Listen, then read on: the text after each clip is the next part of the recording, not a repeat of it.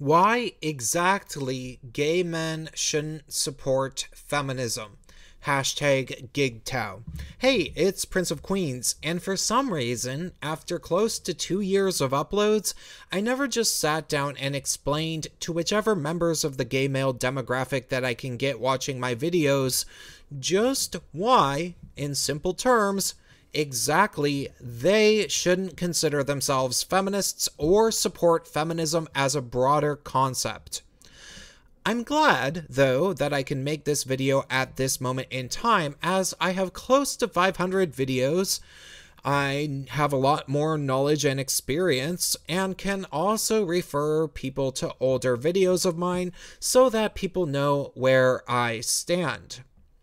Most notably, if you want a thorough explanation of what I think feminism actually is, watch my video, "But there's many different kinds of feminism" debunked, which is over 20 minutes, so it's kind of long. But long story short, feminism is an ideology based around demonizing a mythical force that feminists began calling patriarchy, which might as well be the devil, which is the idea that all men collude, either consciously or subconsciously, to oppress all females with the intent of privileging all males.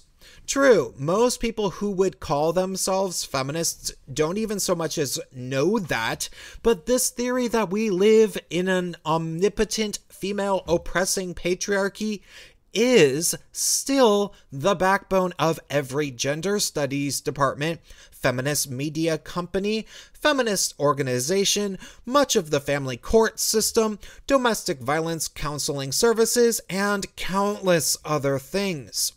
Feminism is basically a religion, and while for the most part they'll leave you alone if you don't get in their way, especially if you cater to their first small demand and call yourself a feminist, it is still an ideology that has extraordinarily rigid purity standards eventually, and therefore, once people get close to the inner workings of feminism, a lot is demanded of them, and they always end up failing to meet expectations because the expectations are impossible. Ask Lacey Green about that. She was a nice young YouTuber who had grown up Mormon, but decided to leave that religion at a young age and start a YouTube channel about what she felt was sex positivity and feminism. As the years went on this decade, she ended up being attacked more and more for being not intersectional enough. She was always too white, too privileged, and too generally problematic. I don't know, she was showing her cleavage a bit too much, not sure. Finally, she admitted that feminism is beyond flawed. That all said, feminism definitely does attempt to demand that people think in a certain way, but like any ideology or religion, it's not like the feminists with power or any feminist that's trying to start controlling your mind always comes right out and says what they really want. You've probably experienced them doing this yourself as gay men. At first, feminists always just tell people that feminism really just means equality, and they usually try to appeal to gay men by saying that gay men are oppressed by the same heterosexual patriarchy and gender roles that oppress women, and that feminism seeks to offer them a way to freely express their feminine side without judgment from straight men. Or something. Basically, though, what they really mean, if you boil it down, is that they don't want you to be masculine, if at all possible. But gay guys, can I ask you, from one gay guy to another, is that what you really want? Be honest with yourself. You might have tried drag. Do you really want to be spending 2 hours getting ready to go out and do drag once or twice a week, not to mention buying an outfit so that you'll be temporarily popular in bar and club land, wearing a face that isn't even yours? Do you really want to date guys that are not just comfortable showing their feminine side, but walk around with sticks up their asses, putting glitter in their beards, demanding gender-neutral pronouns, and policing the way that people speak due to quote-unquote oppressive language and microaggressions? Hell, do you even want to be friends with these guys? Furthermore, what happens if you get addicted to drugs and need support, or you contract HIV?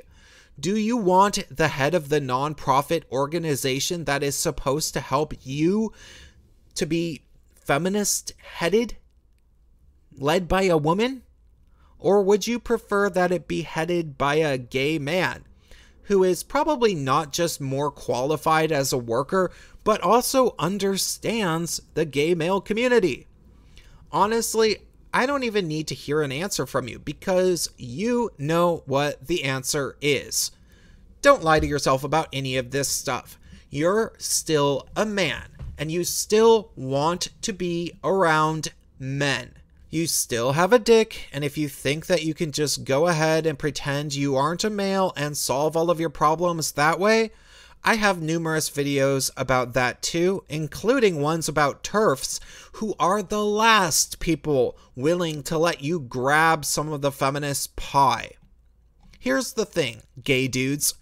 The question of to feminist or not to feminist is about self-respect. When you align yourselves with feminist thought, the foundational premise that you are starting with is an inherent distaste for what you are and what you love. You are a man who loves other men, and 99 out of 100 of you prefer them when they are not done up in face, which is why you hear people say, "He's actually pretty cute as a boy," so often. I'll say it a few more times bluntly. Feminists don't want you to be masculine. Feminists don't want the guys you date to be masculine. Feminists don't want the spaces you congregate having anything masculine about them, which is why they keep taking over our bars and turning them into queer nights, why they took over radical fairy culture, and why they even conquered Grindr of all place. And by the way, if you haven't figured it out, queer is code for feminism. Now, I'm sure you're sitting there thinking that this means that I'm trying to say that gay men are supposed to be stereotypically masculine, and that every gay guy should look and act butch, and only date other butch guys, or some crap. But obviously that's not what I'm saying, as maybe you can tell by the way that I talk. Well, I do look surprisingly masculine in real life compared to how I sound. I also obviously don't sound like a mask for mask type of guy. And believe you me, I spent a lot of my 20s and early 30s queening out at proper kikis in San Francisco, both before and after the bars would close. And often, I was hosting. Which is why, despite the fact that I wasn't a drag queen, I do have the royal bloodline. But here's the thing. The way gay men express our masculinity or our femininity is not simply primarily up to us as gay men, but should be exclusively up to us. In the same way that straight Christian traditionalists shouldn't be allowed to tell us not to wear pink shirts or whatever, feminists shouldn't be shaming us for putting mask for mask on a hookup profile if that is legitimately how we should want to represent ourselves and what we are looking for. No, I'm not saying I've ever described myself that way on a hookup application, but what I am saying is that the last thing that I am ever going to let happen is for me to start caring if some woman comes into a gay bar and starts telling me that somehow my dating preferences, masculine presentation, word choices, or mannerisms somehow hurts her feelings. Or really, probably even her friends' feelings. Why should a feminist woman care who we date and how we present ourselves in the company of other gay men? She's more than welcome to leave, of course. And please, Cupcake, don't try to get even by going home and making up some fairy tale about gay male misogyny where you were allegedly groped by gay male strangers all night, as a way to get back at us for not putting up with your masculinity-hating nonsense, because we've heard that one more times than we can count. That being said, the deeper reasons why people should stand philosophically oppositional to the feminist ideology are complicated. And I have an entire playlist that's hours and hours long if you want to get started in terms of my views, as well as a playlist about feminism as it relates to gay men if you're new to this channel. But what I want to leave you with as gay men is the following. The most obvious and most important reason for gay men to reject feminism is simply that it won't make you happy. It cannot make you happy, no matter what gay guys like Gabe Gonzalez or Jeff Leavell might tell you, because it either requires giving up on what makes you you as a gay man, or lying to yourself all day every day, as if you can simultaneously disapprove of masculinity while still being masculine at the same time. No, I did not make that up. Watch my video about it. Now, I cannot pretend to offer you happiness as some sort of spiritual leader or gender mannerism guru. Not simply because growing up and finding happiness as a gay man is super complicated, while you also have to deal with all of the other gay guys around you that tend to be even more crazy than you are, but more so, I cannot offer you any promises of happiness because, unlike feminism, I have no ideology to offer you. Sorry, you're SOL. I am not peddling any code of conduct or philosophy. The only thing that I can do is to remind you that it's probably a good idea to do what I've done, which is to look into myself and remember who I am.